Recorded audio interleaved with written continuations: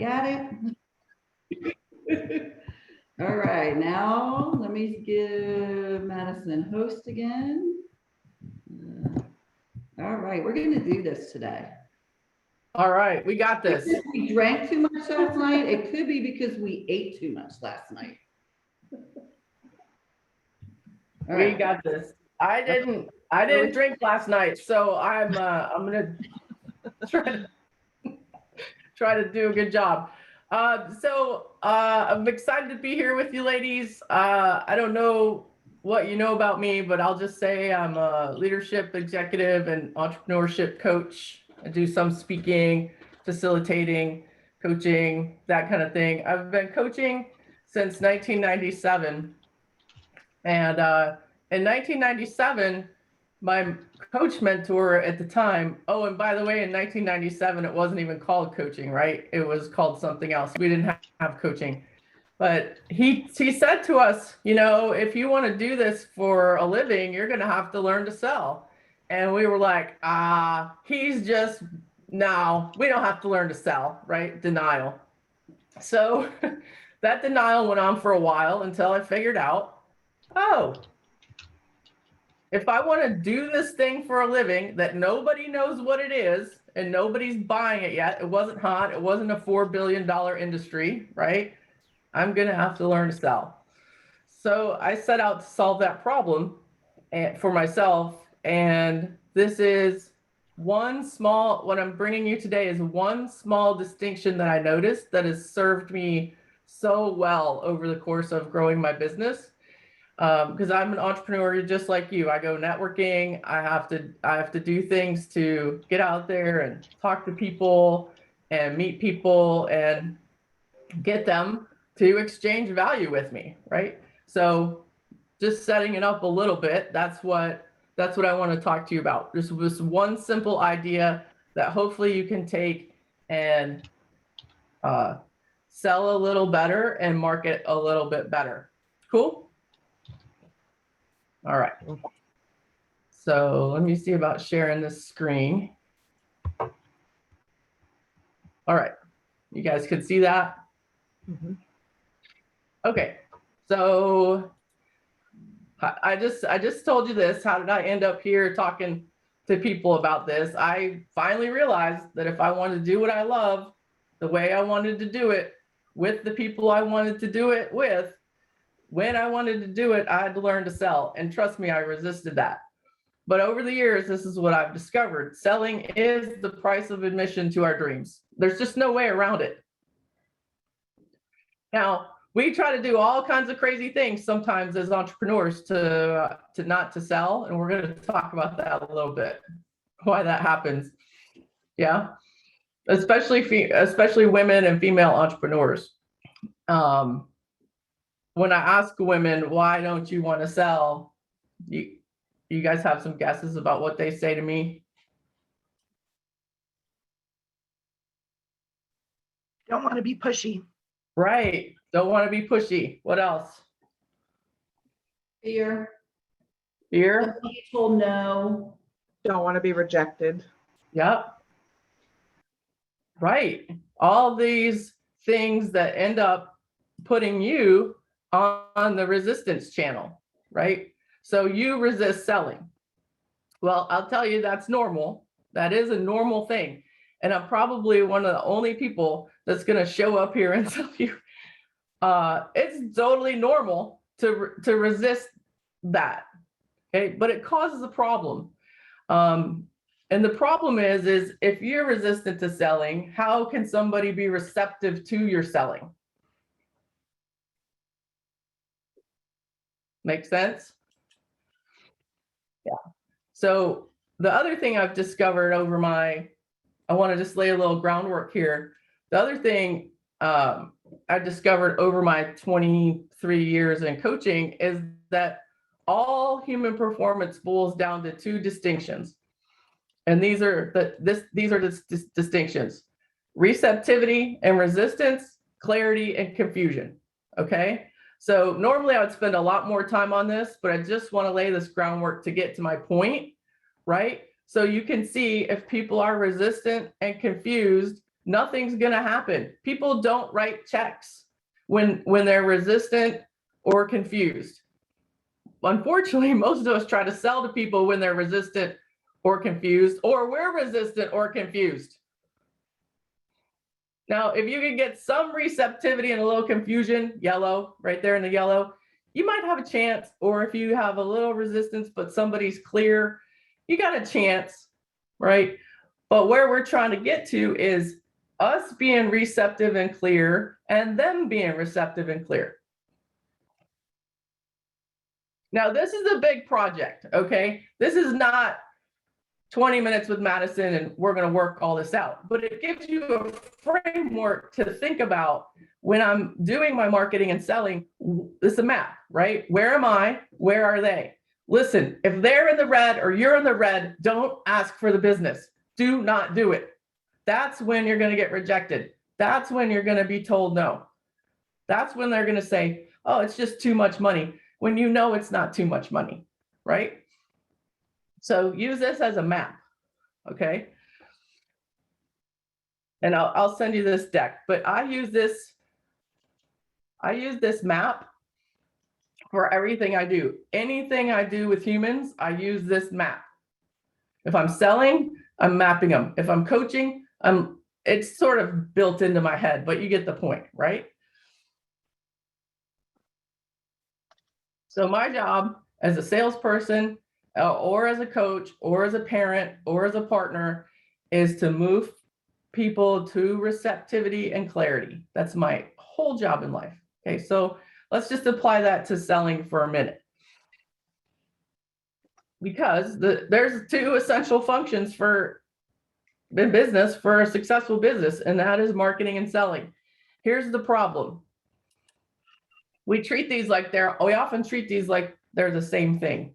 So show of hands, let me stop my share. Show your hand if sometimes or often you accidentally treat marketing and selling as the same thing.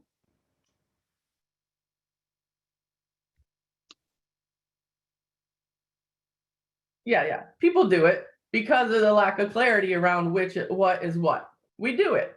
Now that causes confusion. Another place that we get confused, right? So if that isn't clear, then we're moving to the yellow or we're moving to the red, right? So how do we clear that up?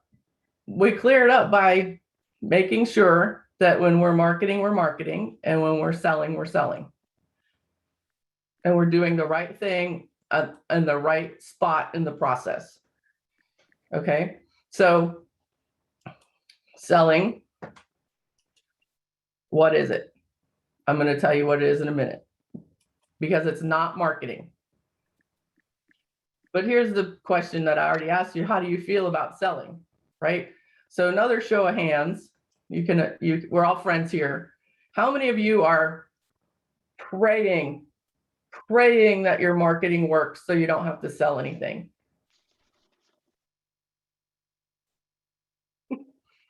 Yeah, right? That's totally normal, because we don't want to sell because of all those things we talked about, and because selling like a man doesn't work for women. That's another topic, but I want you to hear this loud and clear. All that sales training that you've done or didn't do or sat through and we're like, I can't do that. Yeah, that's right, because it's a male construct. It's invented by men to sell to men, and it doesn't work for women. And then the men say, well, there's something wrong with you if the way I teach you to sell doesn't work. Mattison, Rebecca said something here in my ear that I think you should hear. Say it, Rebecca. Marketing is fun, selling is not. Right, for you, right? Now, this is what's interesting. I hate marketing. I hate it. I'm terrible at it, but my selling is so good, it doesn't matter. Right? So it just depends, right? It depends on where you're at and what's fun for you and what's not fun for you. Now, I contend that we could teach any woman how to have fun with selling. if we teach them the antithesis of what the men are teaching us. But I digress. Somebody's got to watch the chat for me, because if you guys are talking to me in the chat, I can't manage that. An eye on it, it's okay. Okay, so let's get to the definitions. All right. So here's the definitions. Professional selling is finding out what someone really wants and assisting them to get it.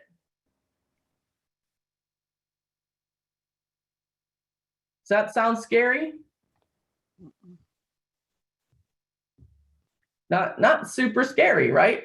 This is a conversation to find out what someone really wants and assist them to get it.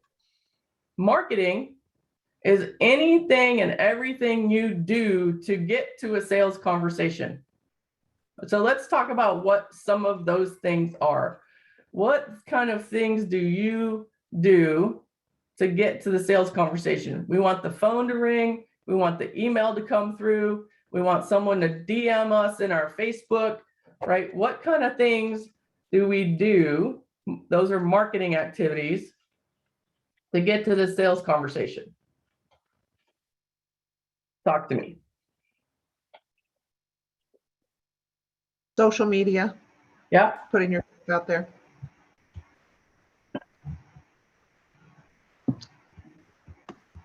Events.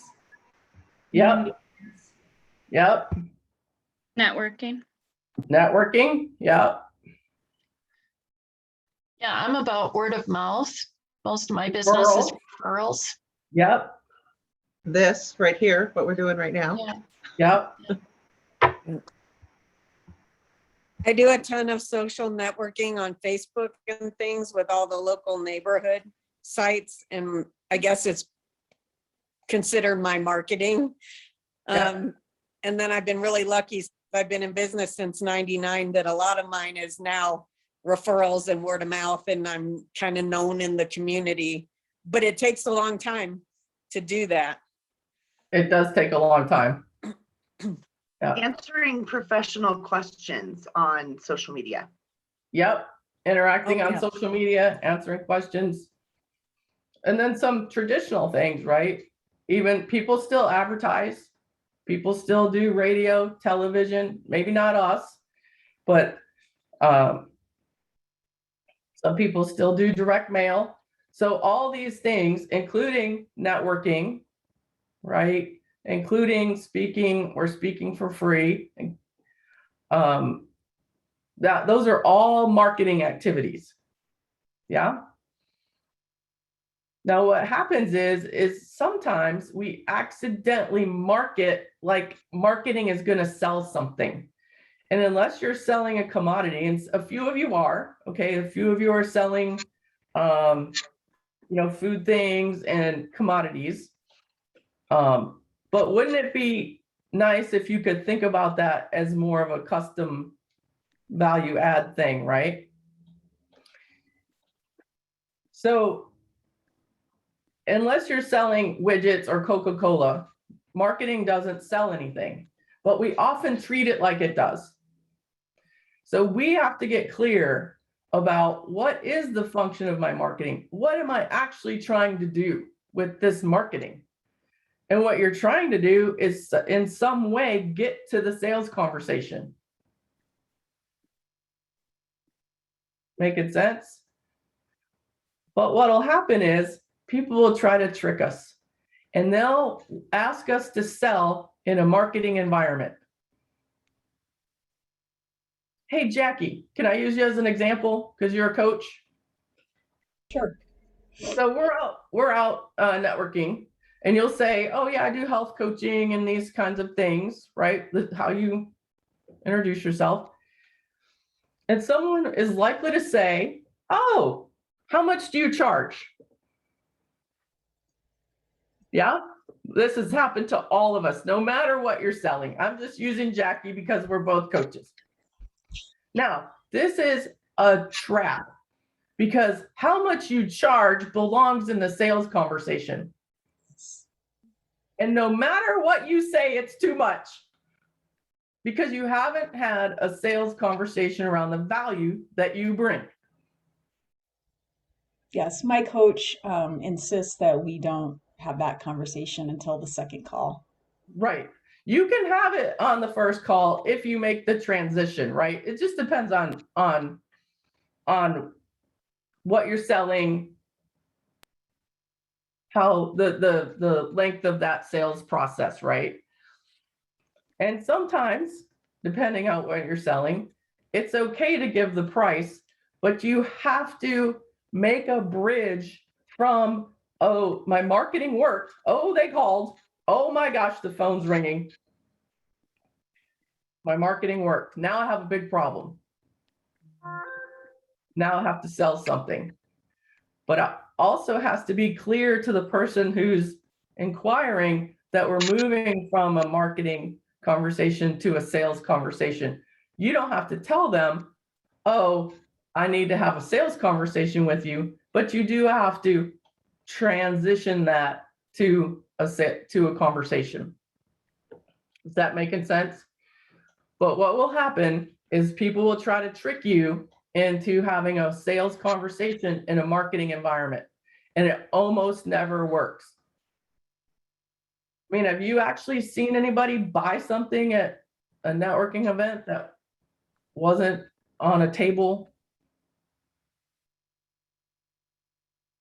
I'm not buying insurance at a networking event, right? It sounds a little ridiculous, but it happens all the time. People don't get their checkbook out in marketing environments. So this is pretty simple to fix. You just have to have a strategy. You just have to have a way that you say to the person in some way, I would love to have a conversation with you about that. Can we schedule a conversation? Or whatever your style is, okay? I want to show you an example because this actually happened to me. Happens a lot, but this is something I actually wrote down as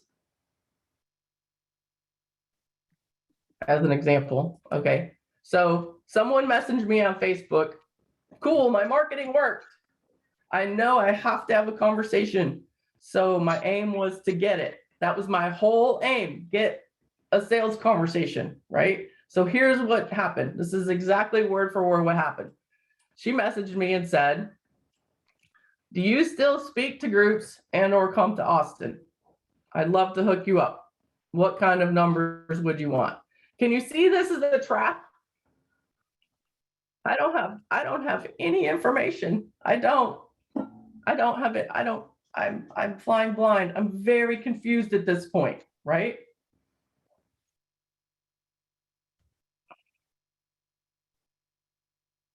So I say, yep, I speak. I'm happy to come to Austin. Can we talk about it on the phone? There's lots of ways to make it work. And she said, yes, let's talk tomorrow. Bingo, sales conversation. Everybody knows what's going on. You can see this could have been a minefield, right? I ignored the first question because I just didn't have enough information and I didn't want to make any assumptions. And I definitely didn't want to sell in this marketing environment. So what happened with this particular example is I spoke to her on the phone, and as it turns out, she wanted to bring me to Austin to do one of my seminars, my seminar about my book. And so we did that. We organized a seminar. She put it together. She brought some people, I brought some people, and it was a successful project for me. So what's important for you is that you have this middle bridge figured out. What's your bridge from the inquiry to your sales conversation? And it's a little different for everyone, okay? So that's something for you to work on, right? The other thing you can pay attention to is not, you ladies won't do it now, but watch.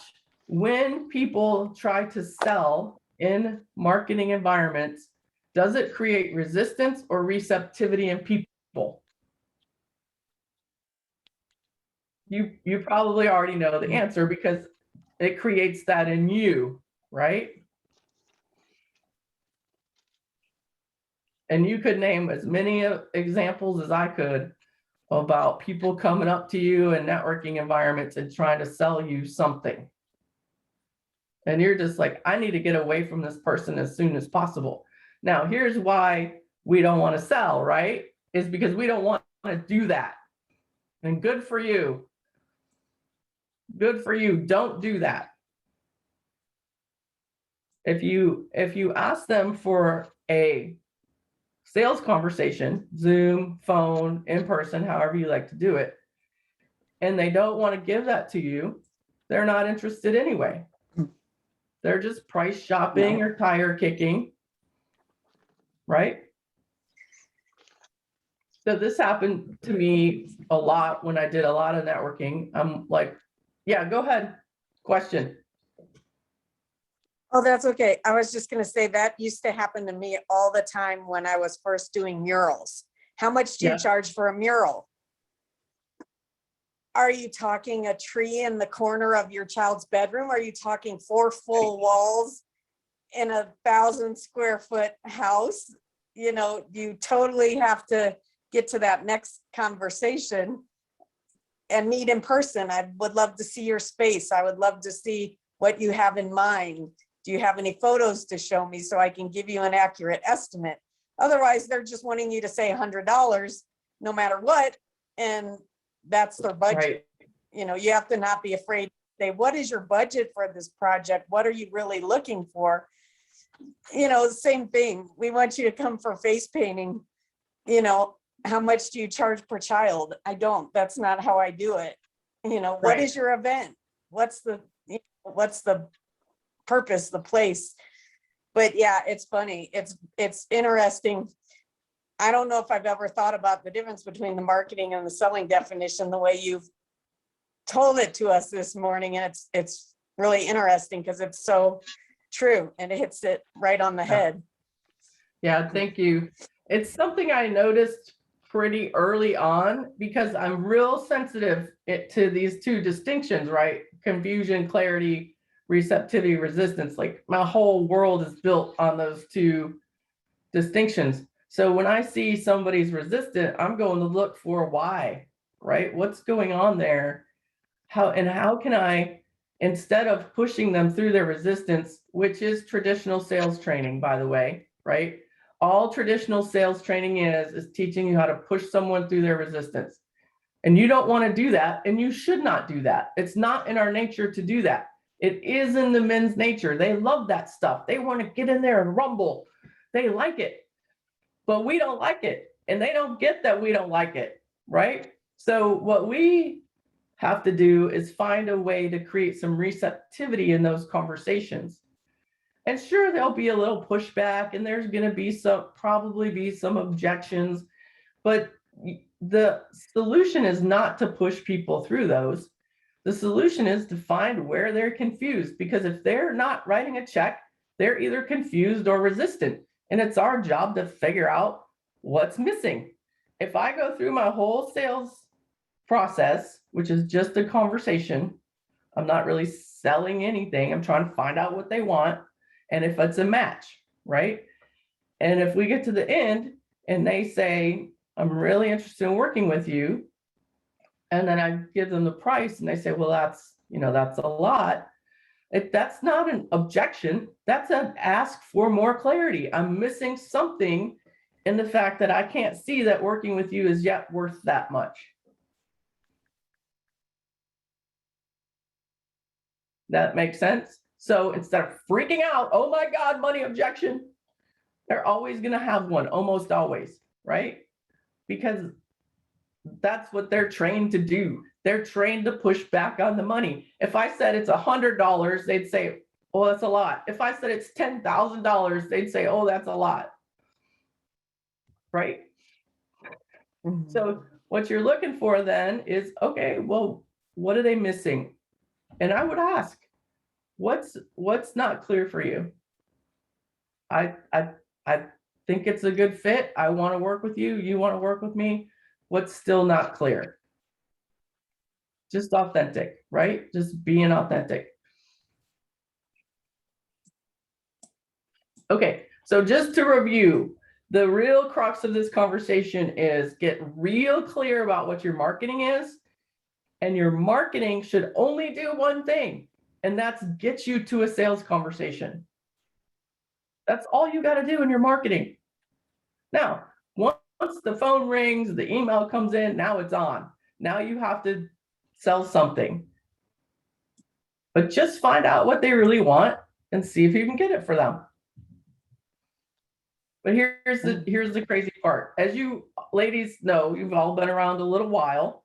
What people say they want and what they really want are two different things. So you have to help them get some clarity about what they really want. To the point about the mural, right? They don't know what they really want. You have to go there and give them some ideas, right? Same thing with coaching. If you're coaching, they're trying to solve a problem and they're calling you for help with their problem, but that's probably not the real issue. The real issue in health coaching is not that someone wants to lose weight. It's the last thing that, right? So if we believe the person who said, oh, I want to lose weight, we wouldn't be able to help them.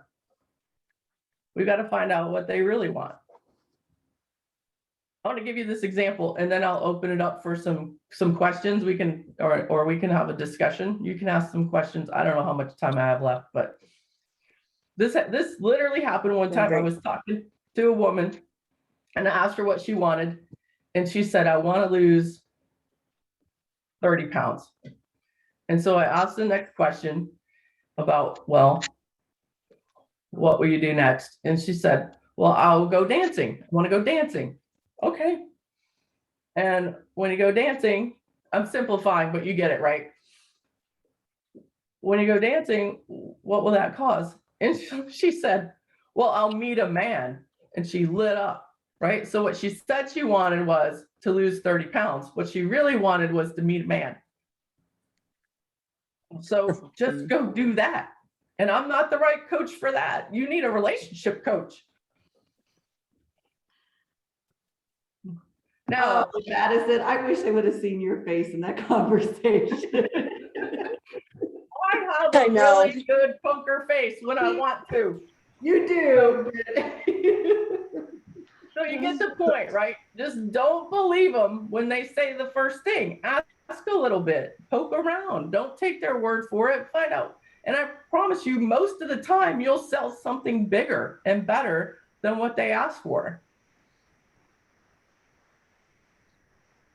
Okay, cool. Questions? How much time do we have left, Deb?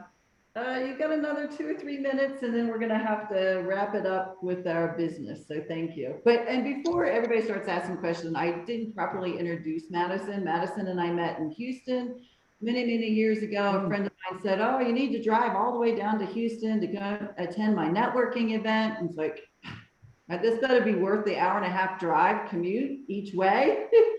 And it was, and I don't know how many years I would do that commute to sit with Mattison in the network group. So Mattison, thank you very much for sharing your expertise, and I do miss you. But I'm retired. She tells us she's retired every chance she gets. Have you noticed? But she's still one of the hardest working people I know, or most helpful. Of course. So here's my contact information. I'll send the slide deck to Deb so you can get this. The thing I do want to say is I do have a 4-hour Zoom workshop coming up on how to do this sort of selling. And then if you just want to talk to me for 15 minutes, I'll talk to anyone that wants to talk for 15 minutes there. So you'll get that when that slide deck comes through. Questions? I guess we have like 2 minutes. I just have a quick question. Thank you so much for that really, really cool information. You're welcome. Can you just talk a little bit about your book, what it's called, what it's Yeah. Yeah. Funny you should ask. Here it is. So it's the motivation myth. And this is actually a book about how our language limits performance. So it's not really on the selling channel, although you can use the tool in here to sell anything. So what it does is it gives you a tool that takes the judgment out of your language. And we know that judgment creates resistance, right? So even if you compliment someone who you don't know well, right? If you get a compliment from a stranger, does it create resistance or receptivity? Receptivity. Depends on the situation. Yeah, it depends. A lot of times it'll create some resistance. What does he want? Why are they saying that? Something's up, like a little suspicion. So in highly important and high performance environments, that happens accidentally when we use judgment. And this in here is a tool to take it out. Okay. Thanks for asking about the book. Anybody else? Do we get the book from you or from Amazon? You can get it from me, or we were having some trouble with Amazon. So you can get it on Amazon. I think I didn't check it this morning. Amazon is. And I picked it up about 2 weeks ago on Amazon. It came right away. Okay, So, you can get it on Amazon or you can order it on my website. Either one. Okay, and would you send all your information to our email address so I can get it out? to I have everyone? it. I'll send it Yeah. off and then we can share it with everybody. Okay, great. Wonderful. I'll send this. Well, I'll thank also you. send the slide deck to Deb. Perfect, and I'll post it. Thank you. And then we have the recording, so we're good. Thanks, Madison. Wonderful. Good. Thank you so ladies. much, Madison. That was great. Let me Yeah. know Yep. how it goes. Try it out. Spend some time thinking about separating your marketing and your selling, and let me know how it goes. We will do that. Thank you. Okay. Great. Thank you. Mhm. Okay. All right. So I just followed Madison on LinkedIn. So she was super easy to find if anybody's interested. And so let's talk a little bit about some events coming up. We have a cookie exchange that I'll let Rachel just, or who's doing the, I'm sorry, Deb, you're doing, or Yeah. I think So the cookie exchange is December 13th. It'll be at Blue Mountain Kitchens. We'll probably do it about 6:30 or so. It'll also be like our holiday party. So everybody will get more information if we're gonna do a white elephant gift. But the idea is for everybody to bake, a dozen cookies. We'll bring them to Blue Mountain. We can snack, we can exchange, so we can all go home with some different kinds of holiday cookies. Rachel? Great. And that's the 14th? we'll have to make more than a dozen. Sorry, Steph. You have to make more than a dozen. You have to find out how many people are coming and then make sure there's enough for like everybody to go home with. Right. So as it gets closer, One of everybody's. As it gets closer, I'll do an event and ask everybody to RSVP like we did for dinner last night, so that we do know if we've got 10 people, we should bring 10 dozen. And then I thought maybe we could just bring it like an hors d'oeuvre or a snack so we can munch while we're exchanging cookies. Okay. And Not 10 dozen, don't scare people. Well, that's a piece of cake. We can do that. The other thing we talked about last night about these socials is, what else do we want to do come January? And we kind of discussed the idea of doing a snowshoe event or walk. I know Pat and some others were saying it's not easy. It might be a little hard. Pat's got some snowshoes, but we're open to ideas to all of you. Like, what do you want to do? We did dinner last night. It was great. We've been at the winery. That was fun. We've got winter coming up. What other kind of social event do we want to do since we're meeting via Zoom? Go sledding at what's that up on the pass? It's over in Evergreen, Echo Mountain. They have like a tubing hill there where you know, you just walk up and like tube down. So it takes your tube up for you. I didn't know That's that. yeah, it's so much fun. Super fun. Will I break my hip? I'm old. No, you'll be good. I know, I'm amazed that It's Katie's easier the than one snow throwing. recommending this, and she's recovered from 2 major surgeries. I have a third surgery in December. So, but I'll ski in March. Goodness. So as soon as I'm allowed to ski, I'll ski. March 14th is the day. Wow. Mary Pat in the chat says, come to her side of the mountain and we can play on Echo Mountain. Yeah. Okay. Hi, guys. I got to run. It's Okay. great to see you. Hi. But yeah, if anyone has ideas, just email Deb or I, and we'll see what everyone's interested in and make some plans. Pinball, that pinball place is always fun, and you know, a local. Idea. I took the grandkids there this summer and Yeah. it really is, that's a great idea. And that Nature Link, she does some really fun classes there. Oh, yeah. You know, she does like pottery spinning and stuff. So, you know, there might be some kind of option there that she would be able to do some kind of class for everyone, or, you know, go paint pottery for an evergreen. I can email, no. Whoops, sorry. How about we I was just have gonna say, I can Rachel do email a paint class? about that. Yeah. That's exactly what That's I was always fun, going too. to We ask did if you that guys at- have ever done. We have done that, but it's fun. I mean, if Rachel's open to it, then, you know, that's always a Oh, fun yeah. one. So Katie, where did you talk about the tubing? Where do they have Echo. fun tubing?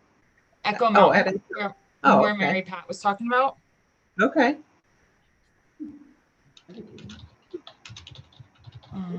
So that could be a family event, you know, as we get into those winter months. Yeah. Yeah, and they will let you like reserve the entire area.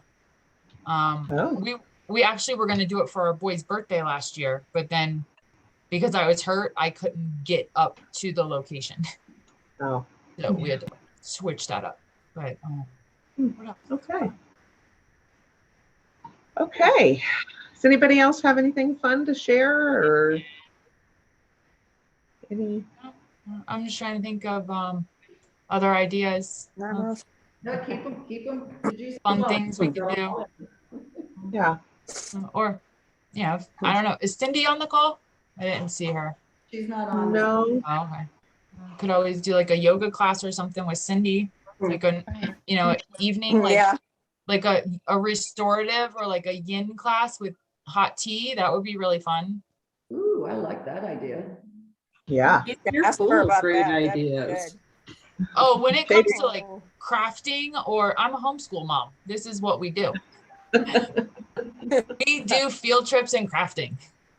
Yesterday we did a field trip type class through this thing called True North homeschool, and the boys learned about water filtration. So, which was really cool. Yeah. Next month is backcountry cooking. Ooh. Yeah. Fun. So we're just going to contact Katie whenever you just don't have that great idea for a group to do. And whip something out there for us. I want for boys. I want Katie to teach us a yoga class because it's been so good for her recuperation. She's been very disciplined, and I need more of that in my No life one with wants some to do my yoga though. stretching. I'm not sleeping on my head. Probably I too don't- hard. You don't want to do my yoga. I do 90 minutes of Ashtanga 6 days a week. Wow. Oh. Wow. Okay, a baby version. So, I probably should be doing your yoga with all of my injuries to help me heal. yeah, and I know. Me too. any form of yoga is going to help your body heal. It's going to teach your body to heal. That's what it does. Just any yoga is good for you. I don't know. My Okay. we do So let's breath, we do breath work classes. I don't know if that's something that anyone would ever be interested in doing. There's a lady down the hill, but she would come up with enough people. Can we do it by Zoom? Like, could we do that during one of our morning Maybe. meetings? Probably. Hey, if you reach out and let me know, I'll let you know what we have open on our calendar. That would be awesome. Yeah, I'll talk to her because that would be a good little, have her come as a speaker. Yeah. And talk to some Yeah. people. Yeah, I'll give her a call. I'm sure she would really Yeah, like that. I would definitely do that. We did that before. I think it was Cindy that kind of Mhm. led us through a yoga session in one of our, and I felt great afterwards. It was lovely. Good idea. Yeah. And don't forget, you can go, sign up or let us know that you want to talk about your business or you have something to offer as far as how to do something. We have not had a lot of members signing up, so we do have room for that. And we would like to know more about exactly what you do. Yeah. Jackie, I'm sure you've got something for us. Lisa's going to share about, photos for the holiday. So I've got Lisa on the calendar, I think in November. I'd have to look at it. So we need some more. Perfect. Jackie, I could use some coaching on how to get through the holidays with family. So if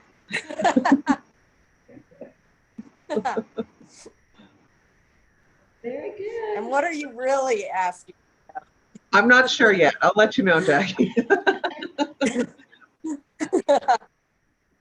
I'm just teasing. I'm taking it to the next step like Mattison taught us. I know. I understand.